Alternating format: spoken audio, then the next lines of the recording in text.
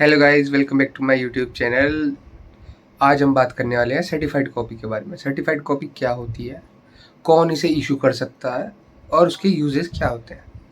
Certified copy वो होती है जो कोर्ट में आपकी फाइल है, मतलब आपने कोई केस करा और जो भी डॉक्यूमेंट्स आपने प्रेजेंट करे या अपोजिट पार्टी ने प्रेजेंट करे, सब कुछ जो उसको जज के पास जो फाइल है, उस फाइल में जो भी डॉक्यूमेंट्स है, अगर एक पीरियड ऑफ टाइम के पास आपको कोई भी डॉक्यूमेंट चाहिए तो आप उसका सर्टिफाइड ले सकते हैं। सर्टिफाइड मतलब होता है कि ओरिजिनल फाइल का एक तरीके से फोटोकॉपी, पर वो भी एज अ ओरिजिनल रिप्रेजेंट होगी कि आपने ओरिजिनल फाइल से फोटोकॉपी कराया है, तो उसमें सर्टिफाइड का ठप्पा लगा होता है बाय कोर्ट।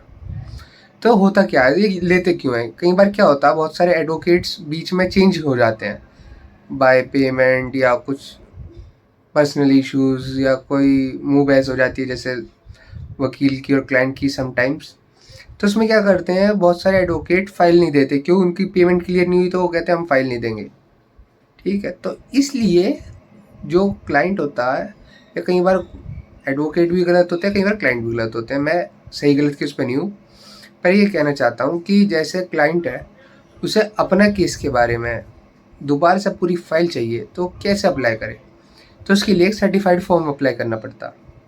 वो आप यहाँ पे सर्टिफाइड कॉपी एजेंसी होती है, हर कोर्ट में होती है। जिस भी कोर्ट में आप अप्लाई करेंगे उसी कोर्ट में होगी वो। सिर्फ वहाँ पे जाएं, फॉर्म भरें। सिविल और क्रिमिनल दोनों का अलग अलग है। जैसा आपका मैटर है उसमें सारी डिटेल्स अपनी भरें, कौन से कोर्ट में चल रहा है, केस का नाम क्या है। एटलीस्ट आपको केस का नाम और कोर्ट में पता होना चाहिए, तभी आपको मिलेगी। उसके बाद एक नॉर्मल उसकी फ़ीस होती है जो जाती है।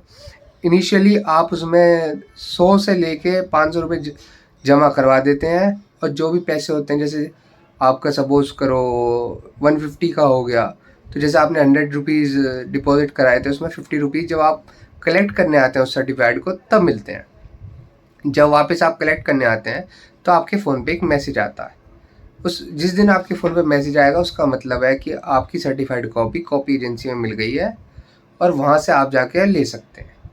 तो ये होता है सर्टिफाइड कॉपी।